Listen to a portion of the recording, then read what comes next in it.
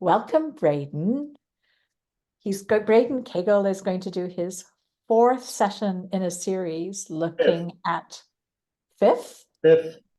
Oh gosh, fifth session in a series on computational thinking and teaching and learning from elementary all the way up to entering high school kind of focuses. And I'm really excited to learn from him today.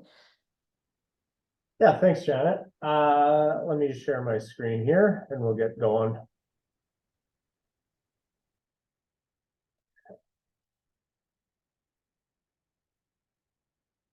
Yeah, and if anyone has any questions, just put it in the chat. I have the double screen up, so we should be good to go.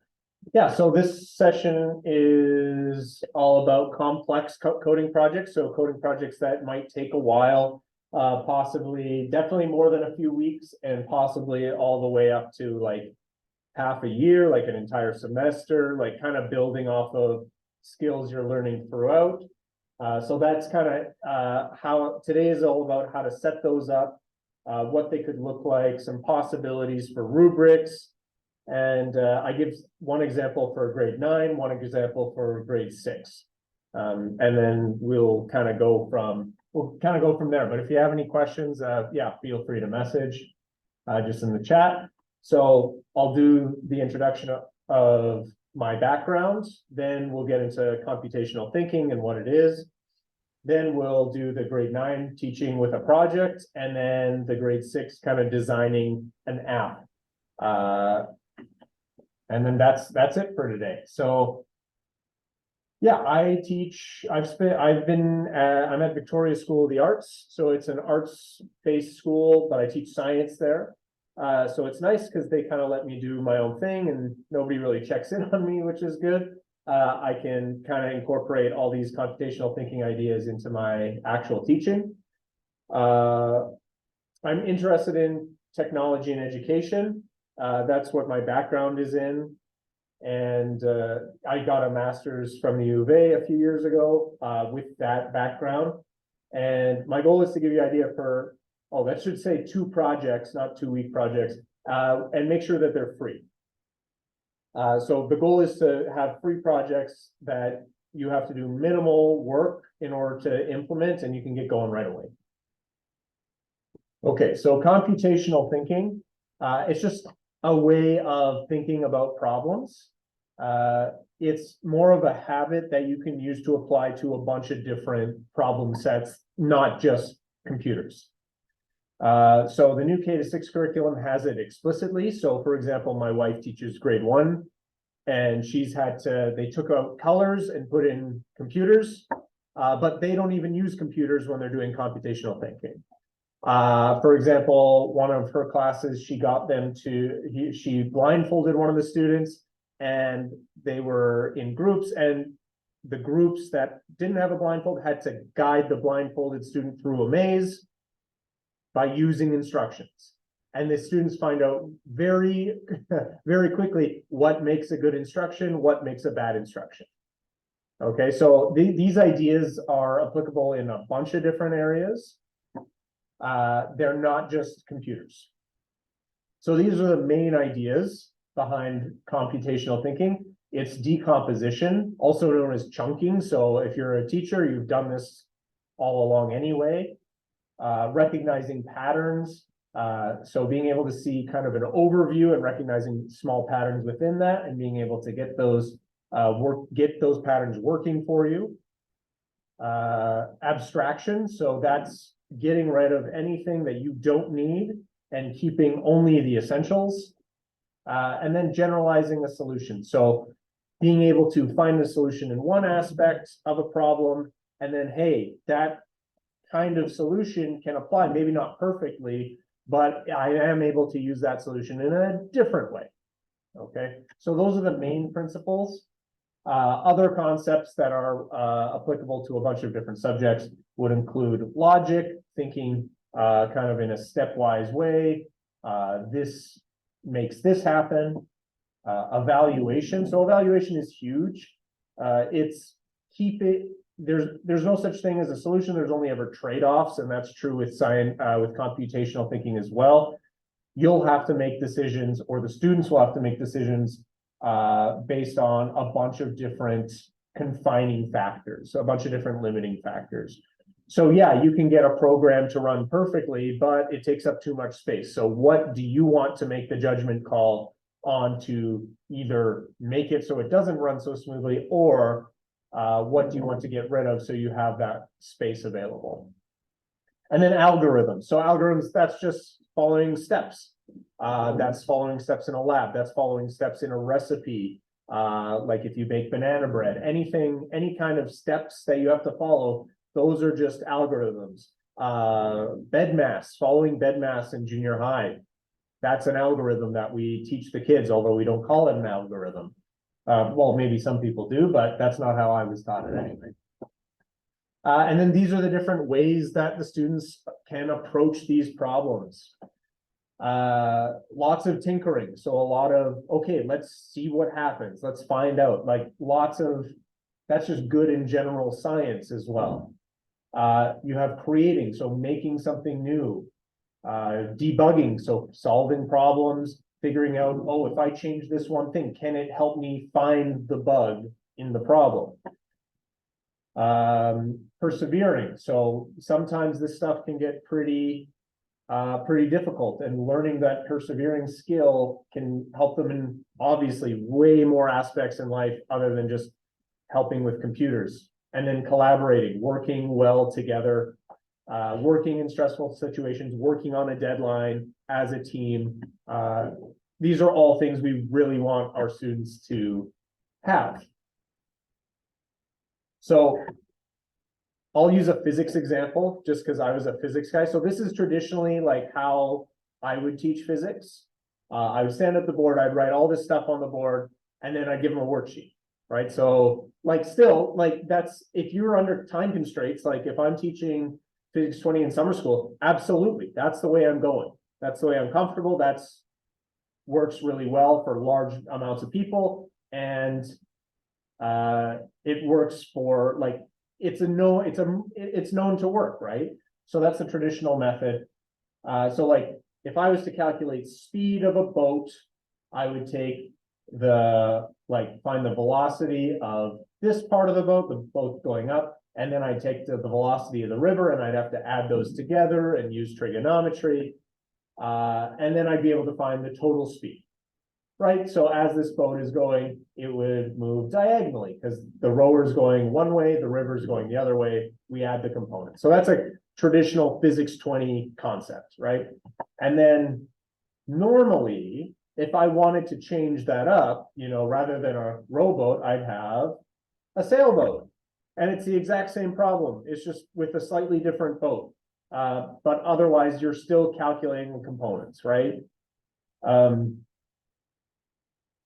So this is how these problems look on Scratch, which is a computer block coding website.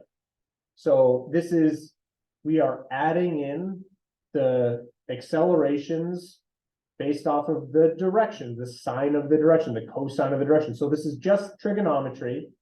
It's the same as this other stuff. It's the exact same that the students are already doing, but now it's in a block code. Okay. And now I can see, oh, well, this example is from me. I made this code.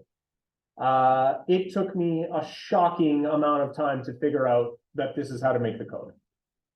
Even though it's literally just the exact same stuff. It's stuff that, like, I was a physics major in university. This should have been very easy for me. It's only 4 lines of code.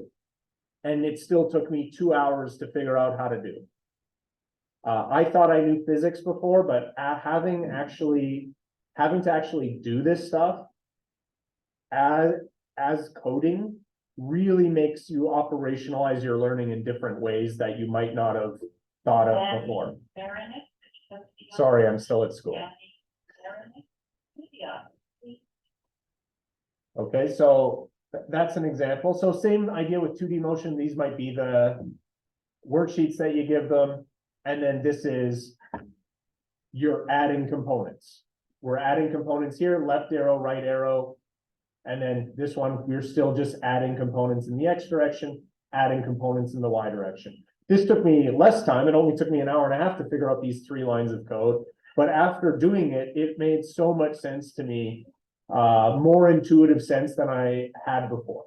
So that's the point that we're trying to do. We're trying to operationalize these students' learning in a constructionist way. That would be the theory that we're using. I'll talk about that more in a second. But basically, it's just after you're done the project, you can go back and look at this stuff and realize, okay, this is what the student's putting in the code.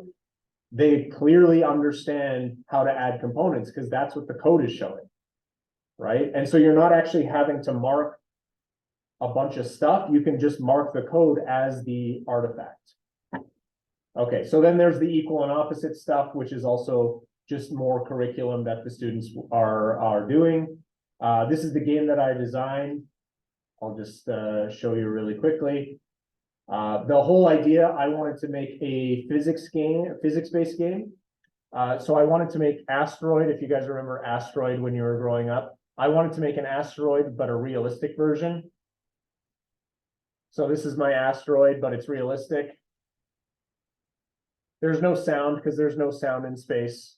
So I made it as realistic as I could, right? Normally in Asteroid, your ship would stop, but this one, if you're not pressing anything, it'll just keep going and going and going.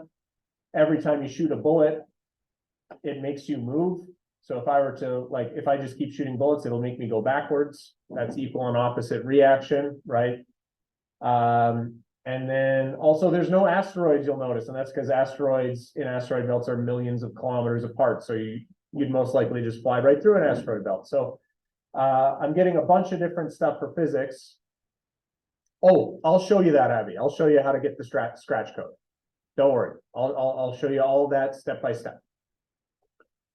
So that's just my idea for physics 20. But we'll get more into the details in a second here. So the whole idea for this is that students are building accurate models. We can get them to make accurate models that model something. Doesn't have to be as intense as the physics that I just showed. It can just be anything in real world that is a model, okay?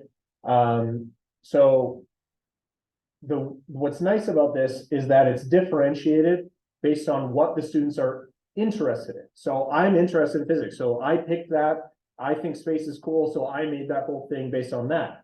Other students think different things are cool. They might be more interested in the story. They might be more interested in a different aspect of physics, right? So there are a lot of ways that students can be successful while doing computational thinking and using coding, which I'll get to that in a bit. So classic example, this is the black hole from Interstellar. It's the movie, the Christopher Nolan movie. I don't know if you saw it. It's a great movie. So this model of a black hole was the most accurate model ever built because scientists could not afford the computational power to actually build this model. So what they did was they worked with a physicist to plug in the equations, and then they got this as the output.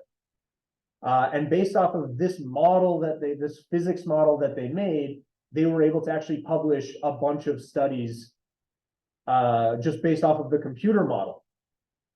So that's kind of like a real world application of like scientists using computer models to actually learn more about the world around us.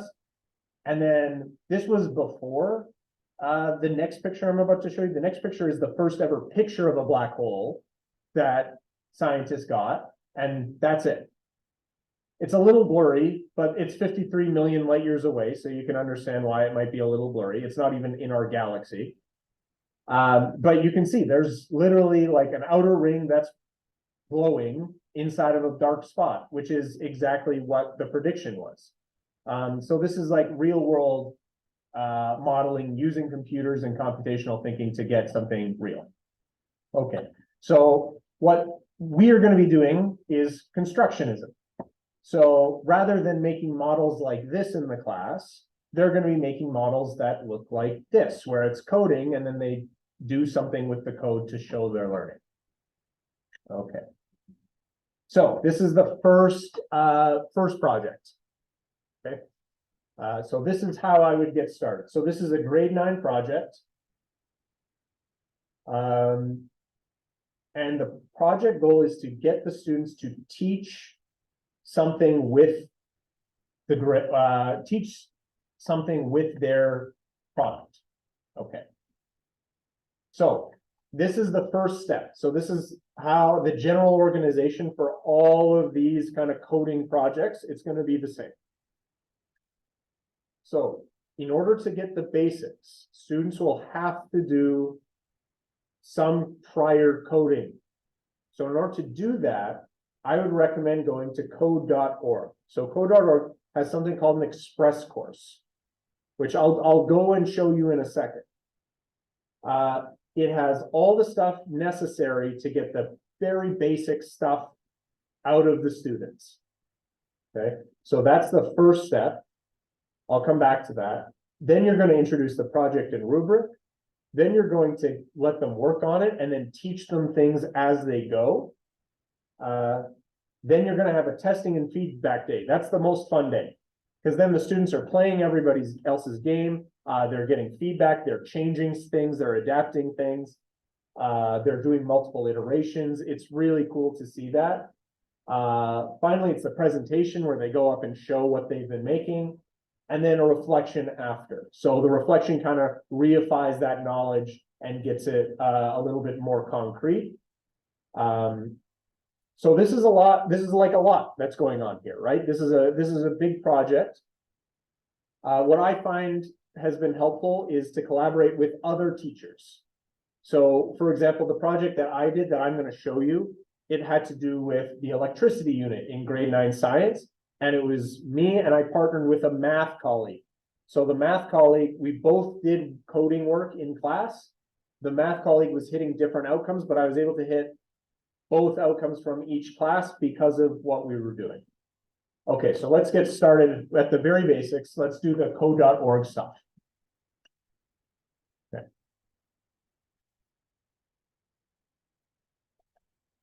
I'll just put it in the chat to everyone.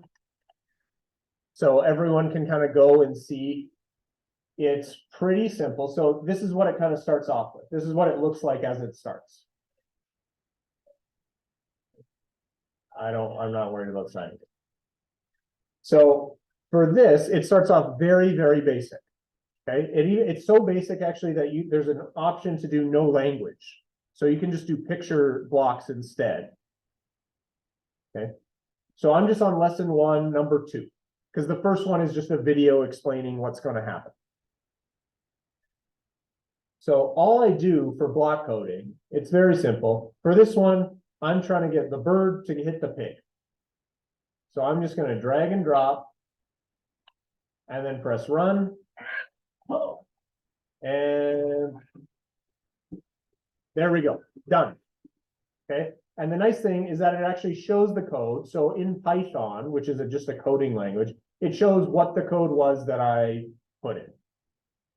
So that's what the students, if they were actually coding, that's what it would look like rather than the drag and drop. But the nice thing about the drag and drop is you can't forget a close bracket, right? Whereas in Python, if you forget a close bracket or any of these things, it'll not work. Okay, so then they move on. So even like young elementary students, they would be done the first lesson after 15 seconds, right? They just drag and drop. And then now they're understanding, okay, I'm going to drag and drop, and I have to do it one more time. So now they're learning that there's a library to your left, right? And then you press run and it does the same thing. I'm going to turn that. Oh my God. How do I? Sorry. I was trying to turn off that annoying sound, but I don't know if I can. Okay. So then we can keep going. I'm just going to go to more just to show you kind of what it can turn into. So already the second one, we're debugging. It teaches about sprites. Sprites are just characters that move around. That's just the name for them. And then you have different things. So it incorporates things like Star Wars, loops, which is important, building snowflakes with Anna and Elsa. A lot of the students like doing that. Yeah, and then it does have a lot of accessibility stuff built in. So it even has like Minecraft stuff, right? So I know students like Minecraft, they can skip ahead if they want. So what am I trying to do? Walk to the tree and use destroy block to chop down the tree. So I would need to move forward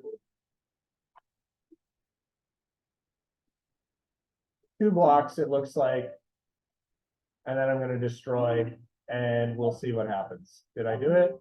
Hey, there we go.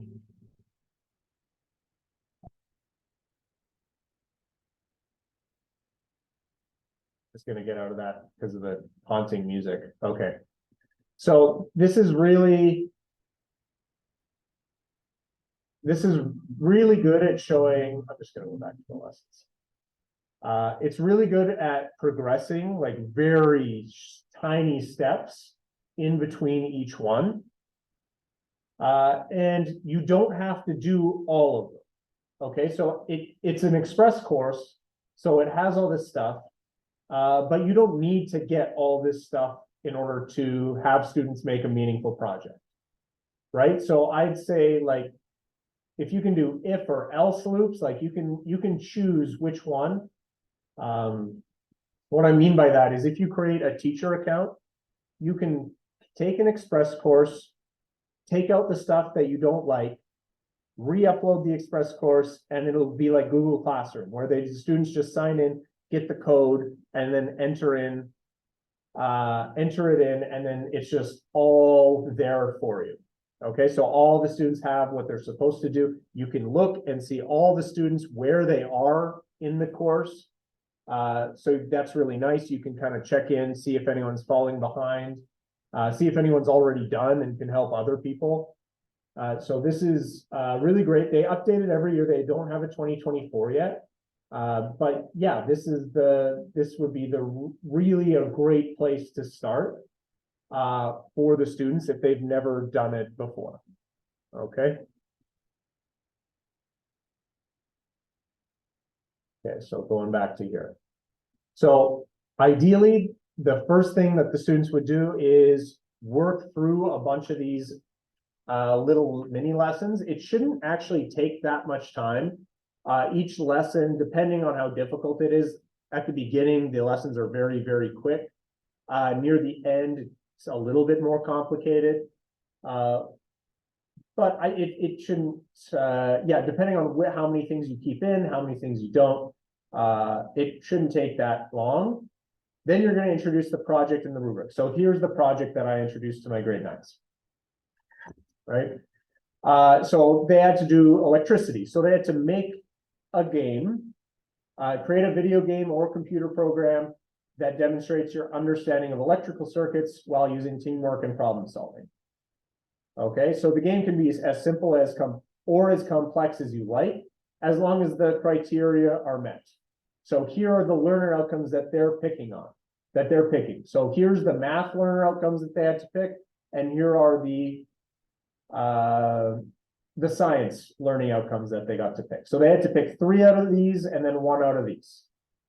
And then that way they're able to get self-differentiated. They can go as deep or as shallow as they want into the material. And it just lets them pick a different game than, it allows them room to design different games. So for example, if they chose both of these math ones, well, then they might have more of a math type game, but they don't have to choose those. They can choose these other 3, and then you don't have to worry about doing any math inside of your game. Okay, so it's really, really nice if you design a project this way, and then yeah, and then it's self-differentiated as well. So this is like a sample rubric. So how well are they hitting the learner outcomes? How about their presentation? I included a presentation checklist to help with this. So are they showing which 4 learner outcomes that they picked? Are they showing the trickiest part of the code? So it's also helping them build presentations. And then they have to show how the game is played and I made sure the link was submitted before the presentation because otherwise it can be really difficult. So presentation and then reflection. So the reflection they're going to do after, I just did that on a Google form. So then I could read everybody's individually and mark it just on the computer. And then these last two, I've done this a few times with different classes, and these last two are different depending on the class. So we decide as a class, okay, which two things do we want to include as the final, in the final grade. Usually it takes like a good 40 minutes to figure out which two things. It always starts small. So like, okay, what do you want to be marked on? And then people say like what they would like to be marked on. And then we kind of group together. Then we eliminate, we figure out what's actually important for grades, like what is nice but might not be good. Like everyone says, oh, let's make creativity a mark. And it's like, okay, does that mean that if somebody has a similar game to you, you're going to lose marks? And it's like, oh, well, no, I don't want that. It's like, well, that's what creativity is. So if you're creating the same thing as somebody else, how creative is it? It's like, oh, well, and then we talk about how difficult it is on my end to mark something as a subjective as that. So then we kind of create those two things ourselves. And then the students also realize, because they've been through the co-creation, okay, this is what this is what's important. We need the learner outcomes, we need the presentation, we need reflection, and these are the two that we decided were important. So then there's more buy-in from the students also. Okay.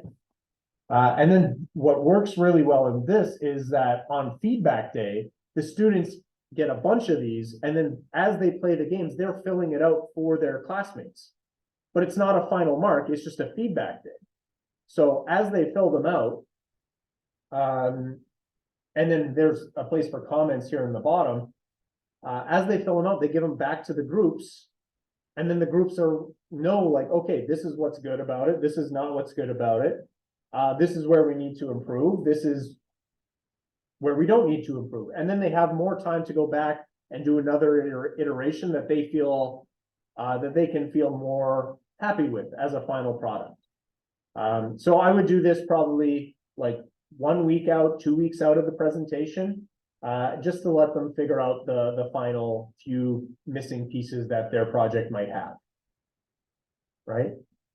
So this day was when the students were going around with their own rubrics. That tended to be the most fun day, because everyone's playing each other's games and they're seeing what everyone's been working on, and it's a lot of fun. Oh, so these are the games, some examples of games that my students came up with. What's frog game? So my students worked on Scratch.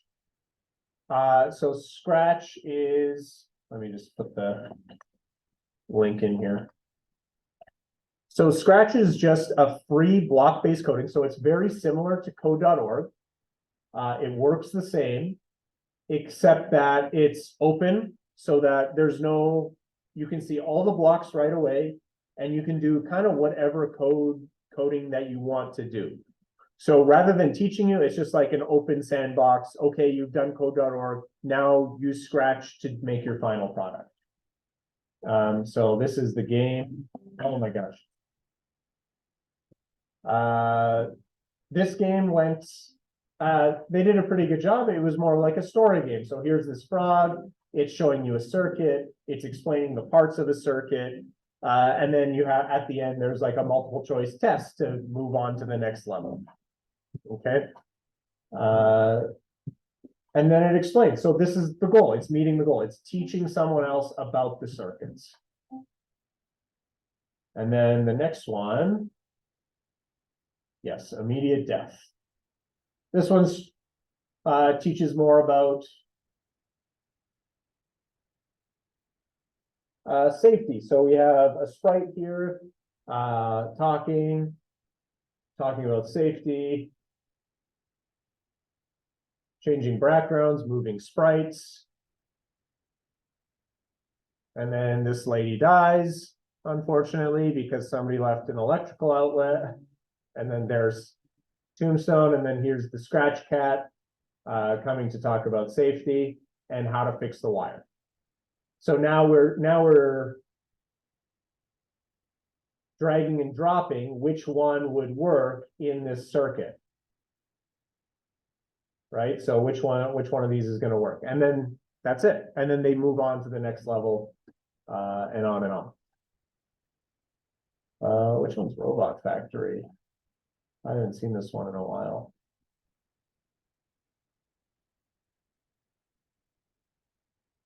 Oh yes, so this one they incorporated math a little bit more directly. Is 2 times 4 equals 4.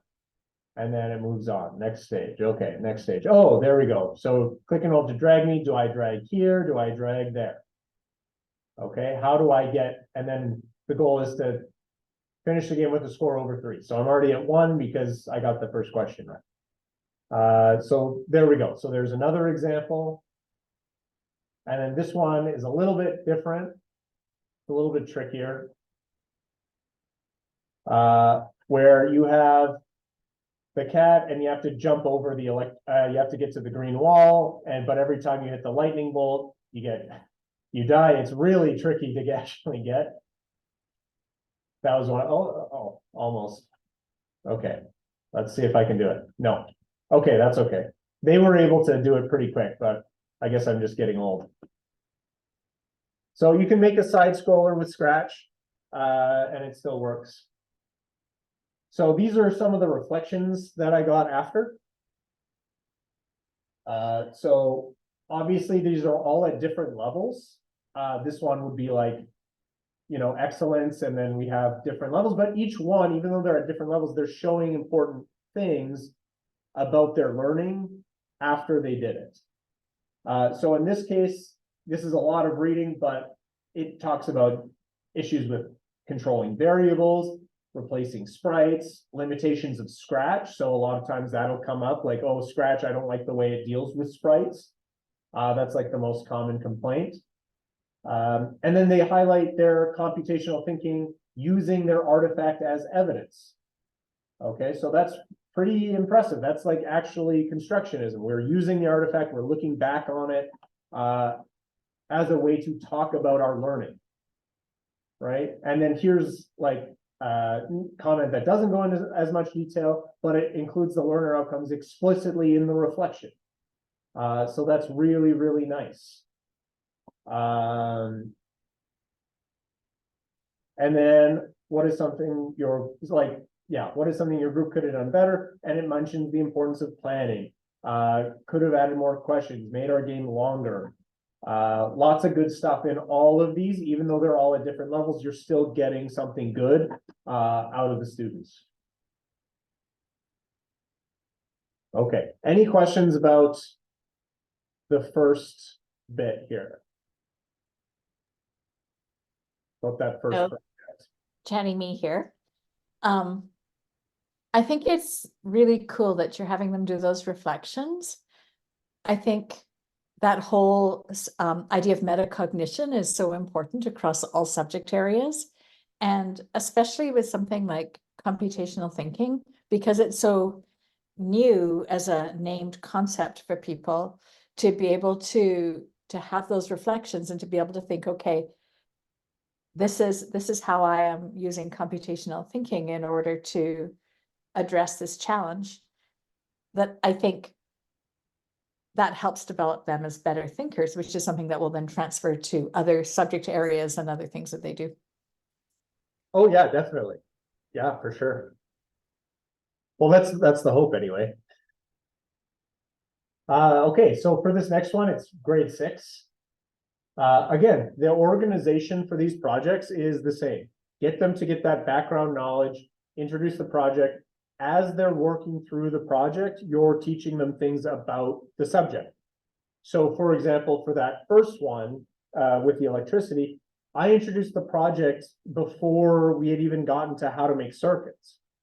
Right? So, but then as they're going, they're like, oh, part of the project is making circuits. How do I do that? It's like, oh, well, let me teach everyone how to make the circuit. And then, oh, okay. Then they can go back and work on it. So when there's a goal, when the students have a kind of an end goal of what they're making, and then they have questions about how to make it, it kind of makes them become a little bit more urgent in their learning. Like they want to, it makes them kind of be more invested in what they're learning when there's an end goal for that. And then, yeah, you do teach as they go, then there's the feedback day, you do the presentation, and then do the reflection. So all of these organizations are identical. In terms of like stuff that I made myself, I'm making the general overview myself, and I'm making 3/5 of the rubric myself, right? Everything else is made for you. The code.org is made for you. The Scratch programming is made for you. The like we're co-creating the remaining parts of the rubric. The presentation, like that's not on you. What's on the teacher here is making the exact specifications of what you want, picking out the learner outcomes that you want, and then reading the reflections after and marking their presentations as they're happening. So honestly, in terms of marking, like I'm a science teacher. I'm pretty lazy when it comes to marking. I don't want to mark a lot of stuff over and over and over again.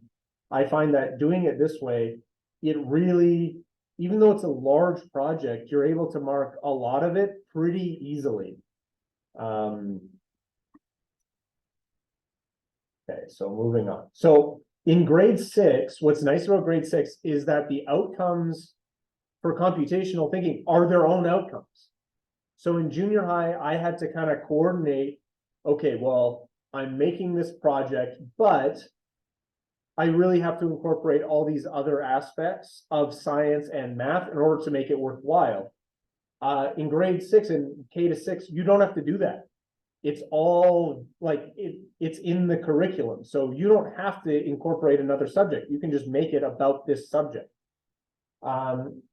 So using this idea of a project, we can hit pretty much, depending on how you word the project, we can hit pretty much the entire unit with one project.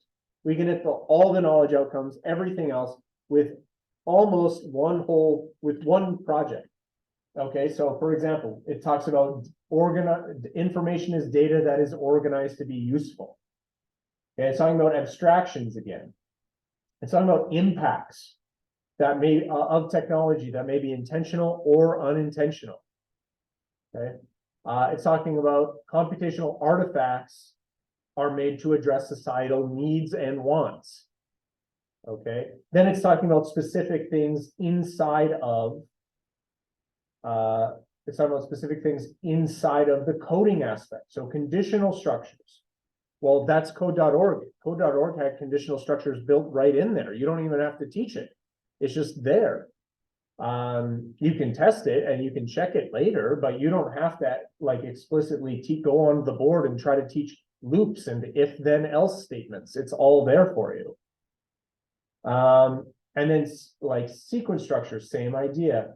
And then impacts, like what are the impacts of these technologies? So those are the knowledge outcomes. These are the understanding and skills outcomes, which are also getting hit by this one project. Okay, so here's the project that I had in mind. Obviously, you can change it however you want. So this is making an app project. So the student's goal is to make an app.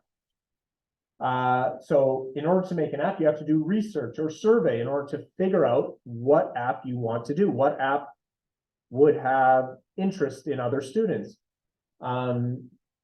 If you have an elementary school, you can make the app, designed for grade 4s, designed for grade 2s, okay, designed for grade 3s. And then now you have a demographic where you're designing an app specifically for that demographic. Hey, and how do we collect information? Well, we collect it with data that is organized to be more useful. So now we're hitting that by incorporating a survey or research into what apps would be useful for a grade below them. Then they can reflect on the app for potential impacts, expected and unexpected. So afterwards, they're like, okay, well, what impacts do you see your app having? What impacts do you see your app what negative aspects do you see your app having? So a lot of students will be like, oh, I can only see positives. I can't see any negatives. It's like, okay, well, then you can bring up the idea of Flappy Bird. Flappy Bird was a huge game like a decade ago. And it got to be such a problem for people that the creator had to take it down temporarily and figure out a way to fix it. So like an unintended impact was you made a game that was too addictive, where people would just play it and play it and play it.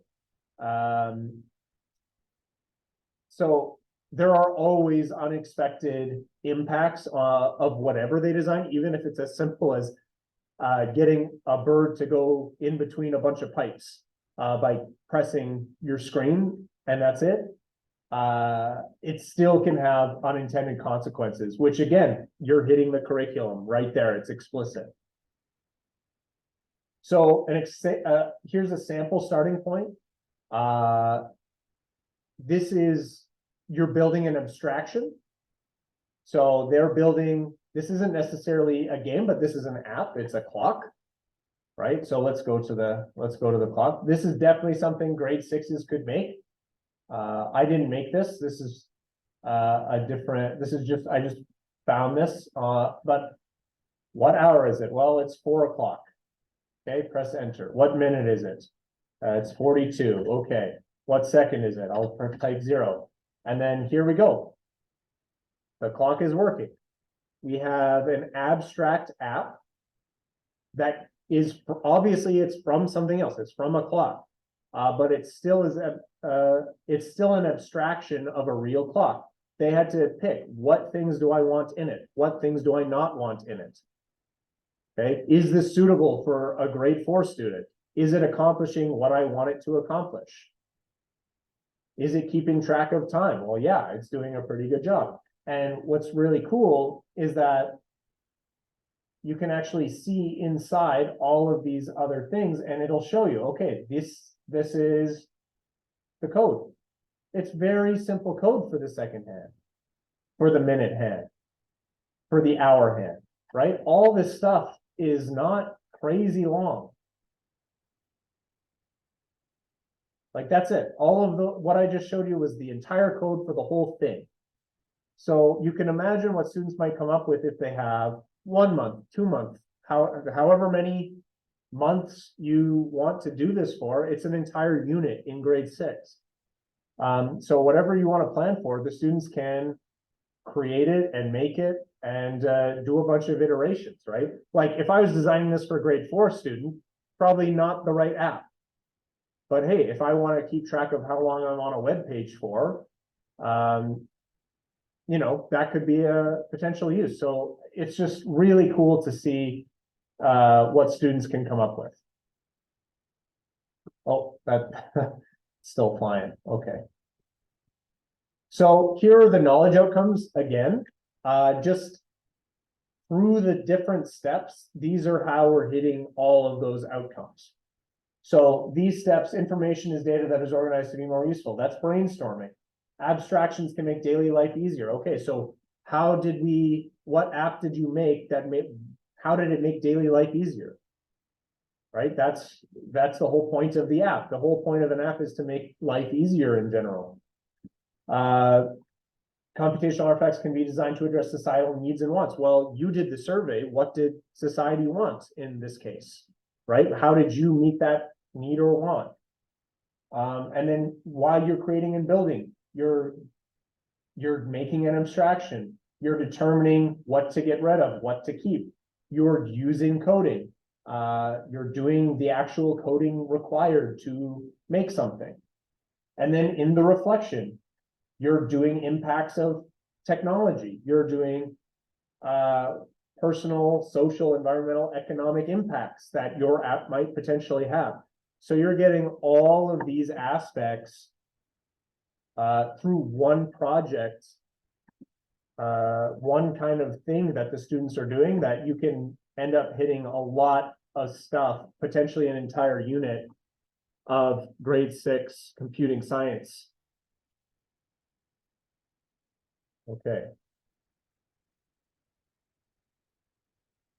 Oh, yeah. Yeah, you could definitely do that. Okay. Yeah, that's it. Those are the references. That was pretty good for time. About 5 minutes for questions, and then we'll be out of here. So I'll stop sharing now. And yeah, I'm open for any questions that you have.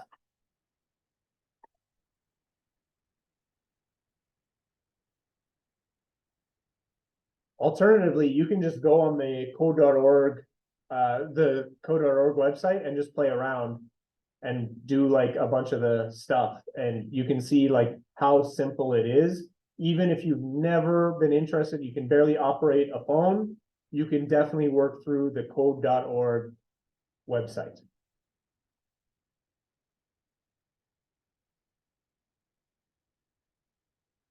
One of the things I thought was interesting, Braden, is when you were showing us the code.org site, like those Minecraft pieces. Mm-hmm. Like I hadn't realized there was Minecraft in there, and I was thinking it's that whole transference thing, is that as kids start to realize that it's the same thinking processes, whether they're doing Minecraft stuff or Scratch stuff or, you know, other kinds of like body coding or whatever. Again, that can help drive that point home for them. No, totally. No, that's exactly right. Actually, I'm going to share my screen again, just because I brought up the code, like lesson 13, snowflakes with Anna and Elsa. So in this case, it's draw a hexagon with 50 pixel long sides. So now they have to figure out, okay, how can I do that? And they're allowed to tinker as much as they want, right? So, okay, move forward by 100. I'm going to change that to 50. And then I'll have to turn, but how much do I have to turn to get a hexagon? Huh. Okay, well, if I want it to turn, let's keep it at 60 and see what happens. Maybe it'll work, maybe it won't.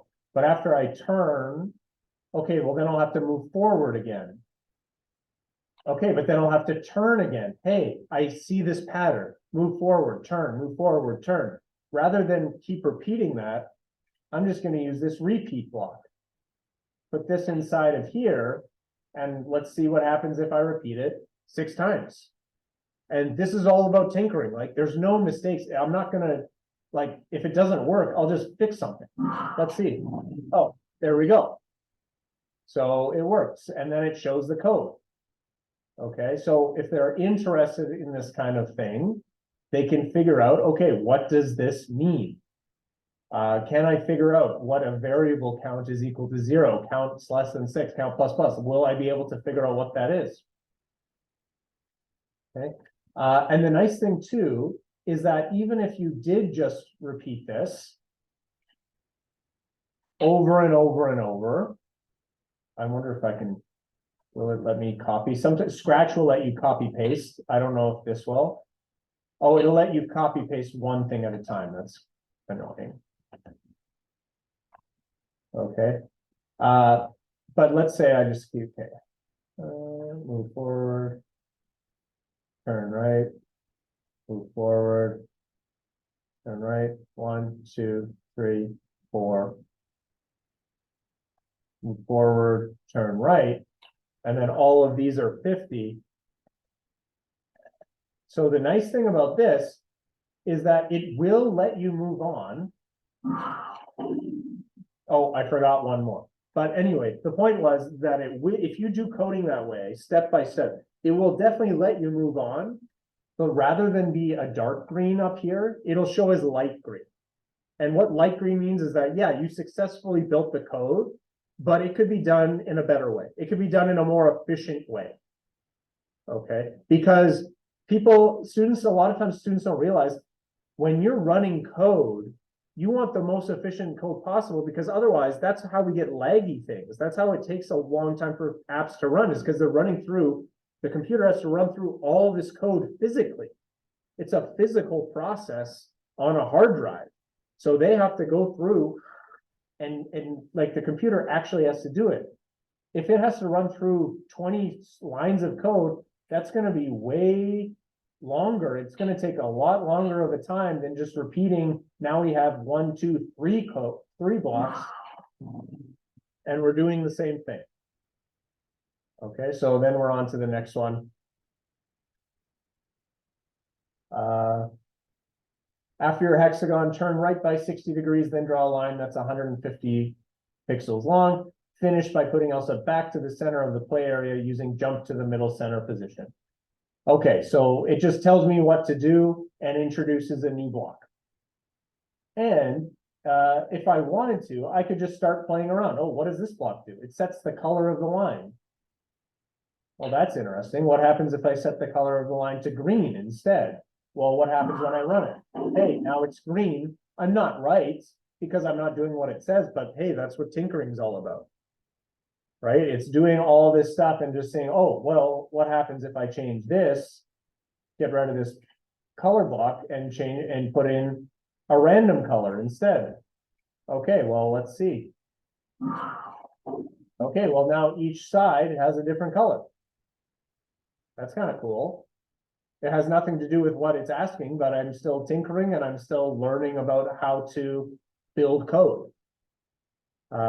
Yeah, so it's pretty beneficial. This this website's works really well. And if students are having trouble, the other nice thing too is that you can slow down using the rabbit and the turtle. You can slow down the code. Okay, and it'll run through the code with the sound effects through each thing, and it'll show with the highlighted sections, okay, what's it doing right now? What's it doing right now? So you can see, oh, why is my code not working? I'm pressing run, and I'm able to figure out, oh, that's why. Okay, so yeah, this, and again, this is free, Scratch is free.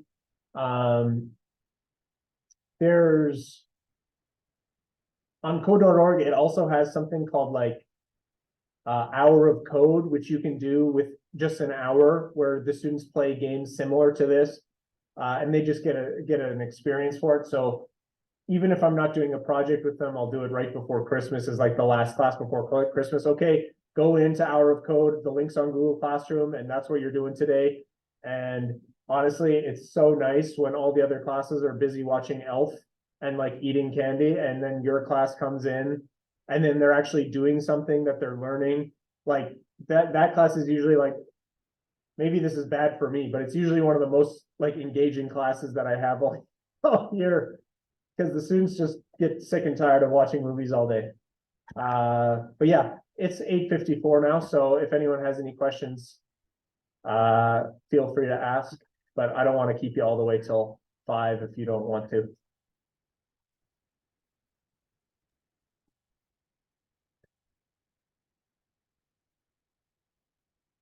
Oh, and if you thank can, you. sorry, if you can just when they're asked about a survey, please complete the survey. It really helps me out with knowing like if this is hitting a target audience, if this is working for anyone, if this is not working. Yeah, I just really appreciate it. Sorry, what were you saying, Janet? Well, I'm just going to thank you, Braden, for your time and expertise again today. And I know some of you have heard me say this before, but I just really appreciate like all three of you and Trevor and Darren, how you each bring a different voice to the computational thinking conversation. And I just think we're so lucky to be able to learn from all three of you, because it really helps us to situate our own understandings in a really healthy way. So thank you very much. Abby has a question for you in the chat. Yeah, how long do you get? So my classes, because I'm in a K to 12, my junior high and high school classes are all 80-ish minutes. So I know that's pretty long for junior high. For high school, that's like about right. But for junior high, they're pretty long classes. For elementary, it depends on the teacher. They kind of get to dictate how long their classes are. Usually it's around like 40, 45-ish.